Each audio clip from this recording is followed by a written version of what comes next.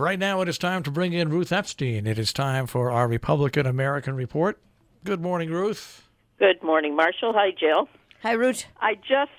Speaking of cats, just read Heloise this morning.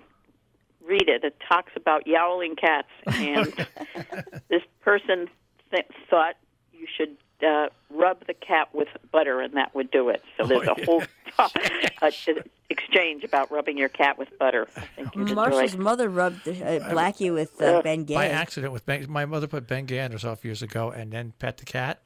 We had to shave poor Blackie down at the time, and Blackie looked like a rat for about 4 months, but the hair came back.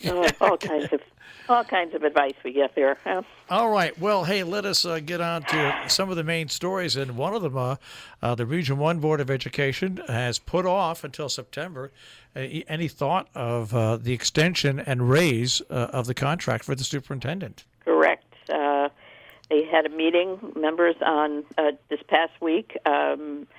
Superintendent Pam Vogel has asked for a raise and an extension of 2 years. Her 3-year contract runs out in June of 2020.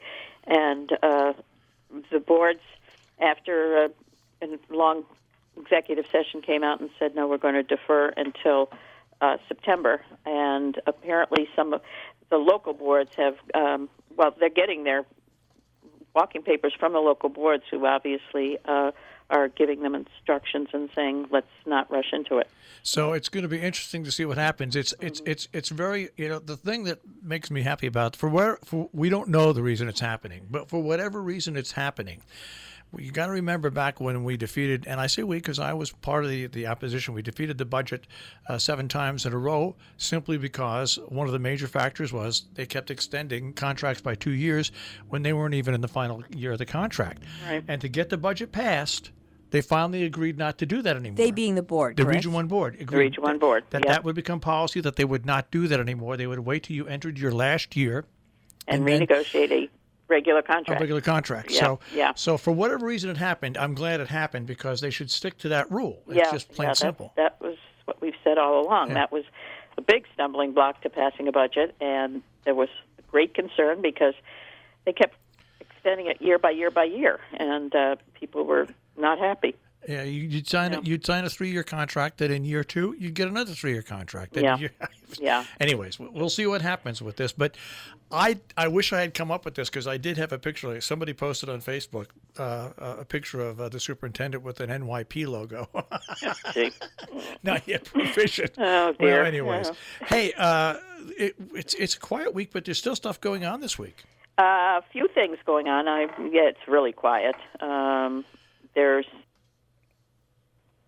Oh, what do we have? Well, we've today at the Hotchkiss Library here in Sharon, they've got a thing called the Universe of Stories, Seeds to Stars. It starts at 3:30.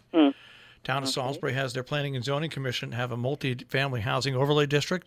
They're going to start the meeting today, and then it will be back on July 13th as well. Ah, okay. There is a possibility. We're not quite sure. We think that the Metcalf case will be in court tomorrow. In Torrington, Litchfield Court. This is the Planning and Zoning. The Metcalf is suing the Planning and Zoning Commission for that hearing that was held last month, or 2 months now, in which they could not discuss the asphalt. When the asphalt plant was taken out of the regulations, and the Metcalf's lawyers have filed, so we're waiting to see if that case will be on the docket tomorrow.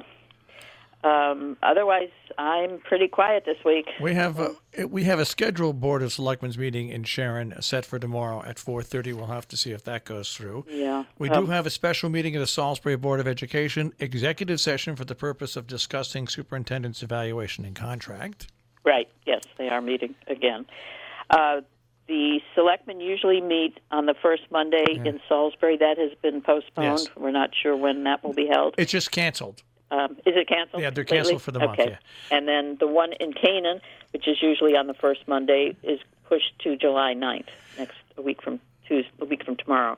So no selectmen's meetings tonight either. But we know that Skip Barber is speaking at the first Tuesday tomorrow. That's correct, yes. Tomorrow, Skip Barber's at the South Canaan Meeting House at 7 o'clock. and it should be an interesting talk. And the Sharon Summer Concert Series is not going to be on the Green this year because they begin work on the Green, as a matter of fact, this month. But it is back, and it starts on Wednesday with Wanda Houston. All the concerts will be held at the Lions Pavilion at Veterans Field. Right, exactly. Lots of free concerts. Yeah. The Thursday ones at the VFW. There's concerts here on Thursday at Kent. And both Kent and the Canaan ones on Sunday evening at the Canaan Station. So plenty of music. Both Kent and I do believe North Canaan VFW, they took their concerts off for this week. Right. Because we've got the fireworks at Lime Rock Park, which come up on Friday. Yep. And you've got the big event, which put on by the Salisbury Association on the 4th of July at the Lakeville Town Grove. Mm-hmm. I mean, our good friend over at in Sharon, Standard Space, is having an opening of a show on July 5th, on July 6th, as a matter of fact. So, yeah, but those two concerts. But then again, the Cranford Club is back on Sunday. On Sunday, yeah. The other two are July 11th. They've taken this week off. But the great thing about the Cranford Club concerts is if it rains, they just move into the inside. Yeah. Yeah. Cool. How good is that? Yes. Had an interesting tour this week of the new site of the Sharon Salisbury transfer station. It's really unbelievable how much has been done and what it's going to be like when it is done. The comparison to the facility now and then will be amazing. And the work is really proceeding, and they're expect to be done by December 31st. So that is out there on the Millerton border. We had an interesting meeting with the Office of Health Strategy talking about what it does. It's a state agency, and then there were questions about Sharon Hospital, packed room, and they vow to keep the community apprised of what's going on there because people are concerned. They want, again, that famous word, transparency. So we'll see. They said, if you have concerns, let us know. Yeah, we videotaped it, so it's up on our website, and it's also on our Facebook page. But also, CTN, the Connecticut Network, was there, right? And they videoed so the rest of the state can see what's going on, and how this office in state government works with local hospitals and stuff. Yeah, it was interesting. And in Canaan, we have the sale of the Episcopal Church. It was sold to a different religious order called the Knights Templar, and we'll be hearing a lot more about the activities of that group, but at least that beautiful stone building in Canaan will have occupants. So I don't know what to make about it. 3 weeks now, Don Martin's office sold, and now the church sold. Yeah. Renaissance. Canaan is booming, and they've also put in the hub in Canaan at the storefront in front of the theater where people can go, and it's a pop-up hub and can go, and volunteers can have space to work or meet, and businesses can go in and meet with each other.